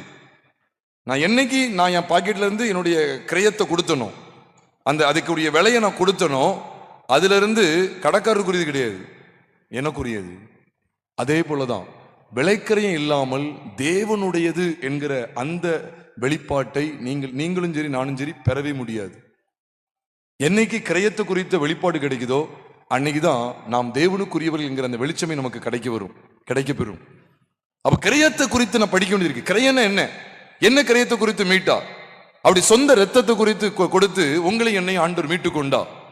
அவர் தமது சொந்த ரத்தத்தினால உங்களை என்னை மீட்டு கொண்டா. அவர் ராயனுடையது ராயனுக்கும் தேவனுடையது தேவனுக்கும் சொல்லும் போது, நான் தேவனுக்குரியவன் தேவனுக்கு உடையவன் என்று எப்பொழுது எனக்கு வெளிப்படுத்தப்படுகிறதுன்னு சொன்னா, நான் என்றைக்கு இயேசு கிறிஸ்துவின் ரத்தத்தினால் கழுவப்பட்டிருக்கிறேன் என்கிற நிச்சயத்துக்குள்ள வருகிறேனோ அன்றைக்குதான் நான் இந்த வெளிச்சத்தை பெற முடியும். ஆகையால் தேவனுக்கு உடையவைகளாகிய நம்ம சொல்லிடுவோம், ஈஸியா சொல்லிட்டு போயிடலாம். நம்ம எல்லாமே நமக்குள்ள எல்லாமே தேவனுக்குரியதியா, நாமே தேவனுக்குரியவங்க தான், நம்மளையே முழுவதும் அர்ப்பணம் செய்யணும் சொல்லி. அதனாலதான் நேற்று தினமும் சொன்னேன், சிலுவை இல்லாம சும்மா அர்ப்பணிப்பு பரிசுத்தங்கிற பேச்சுக்கே இடம் கிடையாது. சிலுவையில தான் 100க்கு 100 பரிசுத்தம் இருக்கு. அதனாலதான் நான் தேவனுக்குரியவங்கிற அந்த வெளிப்பாடு எங்கதான் கிடைக்கும் கேட்டா, அவர் சிலுவையில் சிந்தின இரத்தத்தின் மூலமாய் என்னை விலை கொடுத்து வாங்கியிருக்கிறார். அதனாலதான் வசனம் சொல்லுது, கிரயத்துக்கு கொல்லப்பட்டிருக்கீர்கள். we are bought at price, we are bought at price. என்ன price? the price is nothing but his blood, his death. அவருடைய மரணம், அவருடைய இரத்தம், அவருடைய மரணம். இதனாலதான் உங்களை இனி ஆண்டவர் மீட்டு இருக்கிறார். தேவனால மீட்கப்பட்ட அனுபவம் உண்டா? கர்த்தராகிய இயேசு கிறிஸ்துவின் இரத்தத்தினால கழுவப்பட்ட அனுபவம் உண்டா? இல்லாவிட்டால் நீங்கள் நானும் தேவனுக்கு உரியவர்கள், தேவனுடையவைகள் என்கிற வெளிச்சத்துக்குள்ளேயும் வர முடியாது. தேவனுடையவைகளாகிய இவைகளை தேவனுக்கு என்று அர்ப்பணிக்கக்கூடிய இடத்துக்கும் வர முடியாது. அப்ப இது எல்லாத்துக்கும் பேசிக் எது தெரியுமா? நான் கிரயத்துக்கு கொல்லப்பட்டிருக்கிறேனா இல்லையா என்பதை ஆராய்ந்து பார்க்க வேண்டியது இருக்கு. உண்மையிலே என்ன கேட்ட சொல்லுவேன், it must be realized, it must be analyzed, or it must be understood that whether I have been bought at a price, that is blood, that is the blood of Christ.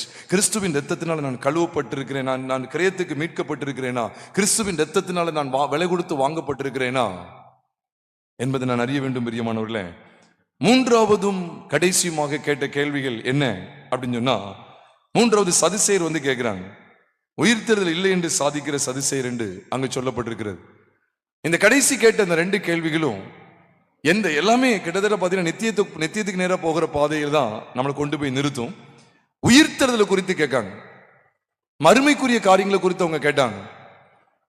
அப்ப தேவன் இதுல பதில் சொல்லும் போது நமக்கு என்ன வெளிச்சத்தை தர்றாருன்னு சொன்னா, இந்த பூமியில மட்டும் நமக்கு இந்த ராயனுக்கு தேவனுக்கு செலுத்தி ஜீவிக்கிறது மட்டும் இல்ல, இந்த உலக வாழ்க்கைக்கு பிறகு இன்னொரு வாழ்க்கை இருக்குங்கிறத காமிச்சு கொடுக்கிறார்.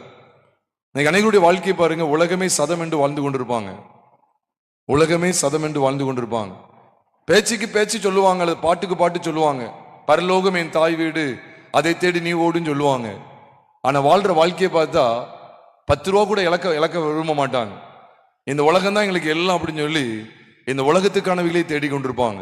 ஒன்று அறிந்து கொள்ளுங்க, அங்க சதுசேயர் வைத்த கேள்வி, ஆண்டவர் சொன்ன பதில் எல்லாத்தையும் பார்க்கும்போது, மரித்தோரின் உயிர்த்தெழுதலை பற்றிய விஷயத்துல எரிந்து கொண்டிருக்கிற முச்செடியை குறித்து ஆண்டவர் காண்பித்து கொடுத்தா.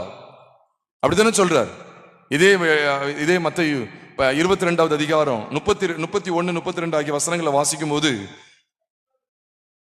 மேலும் மரித்தோர் உயிர்த்தெழுதலை பற்றி நான் ஆபிரகாமின் தேவனும் ஈசாக்கின் தேவனும் யாக்கோபின் தேவனுமா இருக்கிறேன் என்று வாசிக்கவில்லையே கேட்கிறார். இதை விட கூடுதலா இன்னொரு இடத்துல வெளிச்சம் இருக்கு. எங்கன்னா மார்க் 12வது அதிகாரம் 26ஆம் வசனத்தை வாசிக்கும் போது, மார்க் 16வது அதிகாரம் மார்க் 12வது அதிகாரம் 12 26ஆம் வசனத்தில் நீங்க கவனிச்சீங்கன்னா, மரித்தோர் எழுந்திருப்பதை பற்றி நான் ஆபிரகாமின் தேவனும் ஈசாக்கின் தேவனும் யாக்கோபின் தேவனுமாய் இருக்கிறேன் என்று தேவன் முச்செடியை பற்றிய வாசகத்தில் மோசைக்கு சொன்னதை அவனுடைய ஆகமத்திலே வாசிக்கவில்லை அப்படின்னு சொல்லி கேட்கிறார். எதை பற்றிய விஷயத்தில்? முச்செடியை பற்றிய விஷயத்தில். முச்செடி எரிஞ்சுக்கிட்டு இருக்கு, வெந்து போகல. மனுஷன் மறிக்கிறான், மறித்து மண்ணோடு மக்கி போகல. அவன் ஒரு நாள் என்ன செய்யறான்? உயிரோடு கூட எழும்புகிறான். அப்ப இந்த உலக வாழ்க்கை என்பது ஏதோ தற்காலிகமாய் சந்தோஷத்தோடு வாழ்ந்து முடித்து போகிற ஒரு அனுபவத்தோடு நின்று விடல. அதனாலதான் நம்ம எதை வலியுறுத்துறோம் என்றால், கிறிஸ்துவுக்குள் மரிக்க வேண்டும், கிறிஸ்துவுக்குள் வாழ வேண்டும், கிறிஸ்துவுக்குள் வாழ்ந்து கிறிஸ்துவுக்குள் மரிக்க வேண்டும். கிறிஸ்துவுக்குள் மரிக்காதவர்கள் உன்னதத்தில் தேவனோடு கூட என்றென்றைக்கும் ஜீவிக்கிற நிலைமையை கண்டடைய மாட்டார்கள். அதனாலதான் சதுசேயருடைய காரியங்களை வைத்து ஆண்டவர் சொல்லும் போது, என்றென்றைக்கும் அவரோடு கூட வாழ்கிற வாழ்க்கை குறித்த வெளிப்பாட்டு ஆண்டவர் சொல்றார். அப்படின்னா என்ன அர்த்தம்? இந்த பூமியில புசிப்போம் குடிப்போம் நாளைக்கு சாபம் என்று சொல்லி இந்த உலக சிற்றின்பங்களை அனுபவிச்சுட்டு அப்படியே ஓடிடுறதா? அறிந்து கொள்ளுங்க, இந்த உலக வாழ்க்கை தற்காலிகமானது. இந்த வாழ்க்கைக்கு பிறகு என்றென்றைக்கும் அவரோடு கூட வாழப்போகிற வாழ்க்கை இருக்கு. அந்த வாழ்க்கைக்கு நம்மை ஆயத்தப்படுத்துறதுக்காக தான் கிறிஸ்து இந்த பூமியில தம்முடைய ஜீவனை கொடுத்தா. அதனாலதான் தேவன் தம்முடைய ஒரே பேரான குமாரனை விசுவாசிக்கிறவன் எவனோ அவன் கெட்டு போகாமல் எப்படி நித்திய ஜீவன் அடையிறது? இந்த உயிரோடு இருக்கும் போதேவா? இந்த உலக வாழ்க்கையை முடித்து அவரோடு கூட நித்திய ஜீவனை அடையும்படிக்கு அவரை தந்தரில் இவ்வளவாய் உலகத்தில் அன்பு கூர்ந்தா. அப்ப இதுவும் கவனிச்சு பாருங்க, குமாரன் இந்த பூமியில வெளிப்பட்டதனுடைய நோக்கமே என்ன?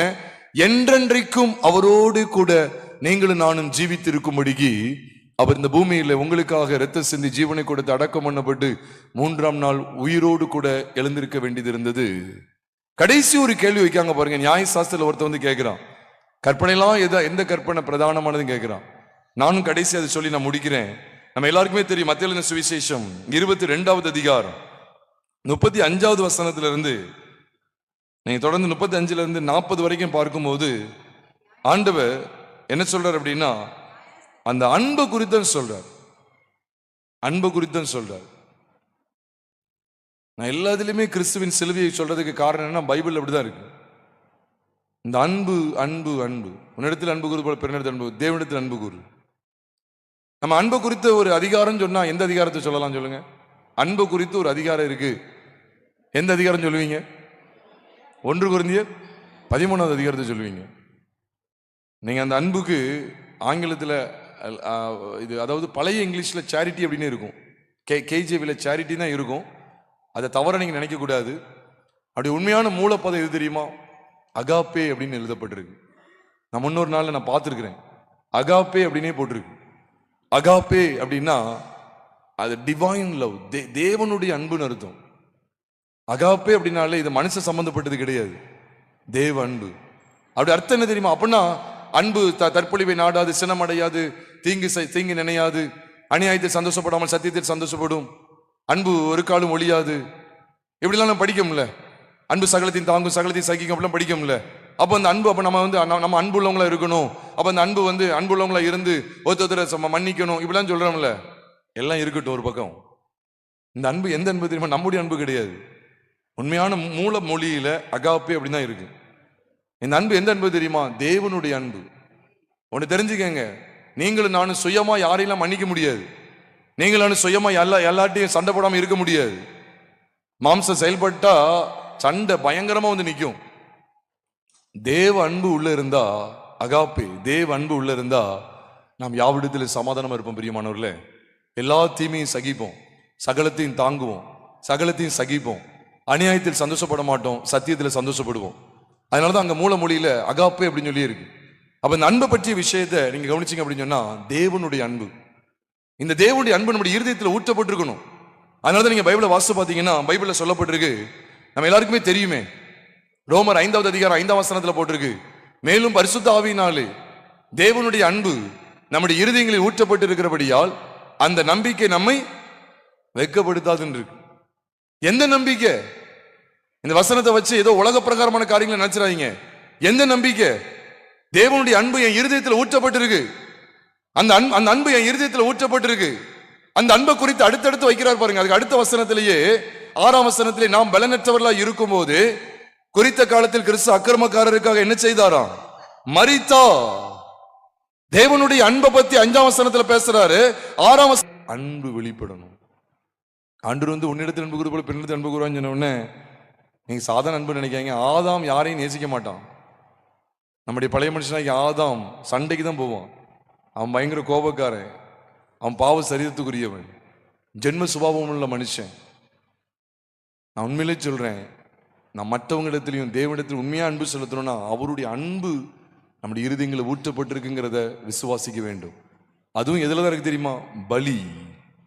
தேவன் தமது அன்பை எப்படிதான் விளங்க பண்றாரு தெரியுமா? தெரியப்படுத்துறாரு தெரியுமா? அழகா பைபிள்ல போட்டிருக்கு, நாம் பாவிகளா இருக்கையில் கிறிஸ்து நமக்காக மரித்ததினாலே தேவன் நம்மேல் வைத்த தமது அன்பை விளங்க பண்ணுகிறார். தேவன் நம்மேல் வைத்த தமது அன்பை எப்படிதான் விளங்க பண்றாருன்னா, குமாரனை மரணத்துக்கு ஒப்பு கொடுத்ததினால. இந்த பலியை பற்றுகிற விசுவாசம் இல்லாமல் அன்பை பத்தி பேசுறதுக்கு பிரோஜனமே கிடையாது. அதனாலதான் இயேசுவானவர் நியாயசாஸ்திரத்தை அன்பை பத்தி பேசிட்டு அடுத்து கடைசி ஒரு 4 வசனத்தை என்ன சொல்வார் தெரியுமா? தாவீது ஆண்டவர் எப்படின்னு சொன்னார் தெரியுமா? கர்த்தரை நோக்கி என்ன சொன்னார்னு சொல்றாரு தெரியுமா? உம்முடைய சத்துருக்களை உமக்கு பாதபடியாக்கி போடும் வரைக்கும், நான் உம்முடைய சத்துருக்களை உமக்கு பாதபடியாக்கி போடும் வரைக்கும் நீர் என்னுடைய வலது பரிசத்தில் உட்காருன்னு சொல்றார். இது எதை குறிக்கு தெரியுமா? அவர் மரித்து அடக்கம் பண்ணப்பட்டு 3ஆம் நாள் உயிரோடு எழுந்து ஏறக்குறைய 40 நாள் அளவும் சீசலுக்கு காட்சி கொடுத்து பேசி சம்பாஷணை பண்ணி அவர் எடுத்துக்கொள்ளப்பட்டு தேவனுடைய ராஜ்யத்துல வலது பரிசில் உட்கார்ந்துருக்காரு பாருங்க. இது எதை குறிக்கு அப்படின்னா, கிறிஸ்து இயேசு உங்களுக்காக எனக்காக சிலுவையில பாடுபட்டு இரத்தம் சிந்தி ஜீவனை கொடுத்தா கிறிஸ்துவின் மரணத்தை பற்றுகிற அந்த வெளிப்பாட்டை தான் நியாயசாஸ்திரத்தை காமிச்சு கொடுத்துட்டே இருக்கு. கல்யாண வஸ்திரம் தரித்திராதவனை அழுகையும் பற்கடிப்பும் உள்ள இடத்துக்குள்ள கொண்டு போகிறதற்கும் கட்டளையிட முடியும். இவனை கையும் காலுமாய் கட்டி அழுகையும் பற்கடிப்பும் இருக்கிற அந்த இருளை போடுங்கள் என்று சொல்லிவிடுவார். அதற்கும் அவருக்கு அதிகாரம் உண்டு. அதிகாரத்தை குறித்த கேள்வி கேட்கிறாய், பாரு தேவனுடைய அதிகாரம் எவ்விதமாய் வெளிப்படுகிறது என்று பா. ஒரு மனுஷனை நித்திய ஜீவனுக்கும் அவரால் உட்படுத்த முடியும். நித்திய ஜீவனுக்கு உட்படுத்தவும் அவர் அதிகாரத்தை பயன்படுத்துகிறார். ஒரு மனுஷனை நரகத்துக்கும் எப்படி தள்ளுறாரு பாருங்க. பிரியமானவர்கள், அபாத்திரராய் போய் விடாதீங்க. அவருடைய அதிகாரத்தை பற்றி இந்த வெளிப்பாடு நிறைந்த சத்தியங்கள்ல அவர் அசட்டை பண்ணுவோமேயானால் அவருடைய அதிகாரம் இவ்விதமாக இருக்கும். அழுகையும் பற்கடிப்பு உள்ள இடத்துல கொண்டு போய் போடுங்கன்னு சொல்லிடுவார். அந்த அதிகாரம் வெளிப்படும். நித்திய ஜீவனா அழுகையும் பற்கடிப்பும் நிறைந்த இடமா என்பதை தீர்மானித்துக் கொள்ளுங்கள். அவர் அதிகாரத்தை பயன்படுத்துகிறார். ராயினுடைய ராயனுக்கும் தேவனுடைய தேவனுக்கும் உயிர்த்தெழுதல் இல்லை என்று சாதிக்க இல்ல, உயிர்த்தெழுதல் உண்டு. ஏனோதானம் என்று நாம் வாழக்கூடாது. அன்பை குறித்து பார்த்தோம். கிறிஸ்துவின் பலி இல்லாமல் தேவன் தமது அன்பை வெளிப்படுத்த முடியாது. பரிசுத்தமுள்ள எங்கள் பரலோக தேவனே, நாங்கள் உம்மை ஸ்தோத்திரிக்கிறோம். ஆண்டவரே, தேவரே எங்களுக்கு கொடுத்த இந்த விளையாட பெற்ற தருணத்திற்காய் நன்றி. தேவனே, இந்த நாளில் கேட்ட சத்தியங்களை ஏதோ கேட்டோம் போனோம் என்று சொல்லி இருந்து விடாமல் உம்முடைய அதிகாரத்தை பற்றிய காரியத்தையும், ஆண்டவரே உயிர்த்தெழுதலை பற்றிய காரியத்தையும், ராயினுடையது தேவனுடையது என்கிற காரியங்களை பற்றியும், பிரதான கற்பனையாகிய இந்த அன்பை பற்றிய காரியத்தையும் எங்கள் மனதிலே நாங்கள் தெளிவாக பதித்தவர்களாய் உமக்கு உத்தமமான ஒரு ஜீவியம் ஜீவித்து உமக்கு பிரியமாய் சாட்சியுள்ள பிள்ளைகளாய் காணப்பட கிருபை தாங்க. இந்த 2 நாள் கூட்டத்தில் எங்களோடு இடைப்பட்டு தொடர்ந்து நாளை தின கூட்டத்தை எங்களுக்கு ஆசீர்வதித்து தாங்க. எங்கள் கர்த்தராகிய இயேசு கிறிஸ்துவின் நாமத்தில் ஜெபிக்கிறோம் நல்ல பிதாவே, ஆமென்.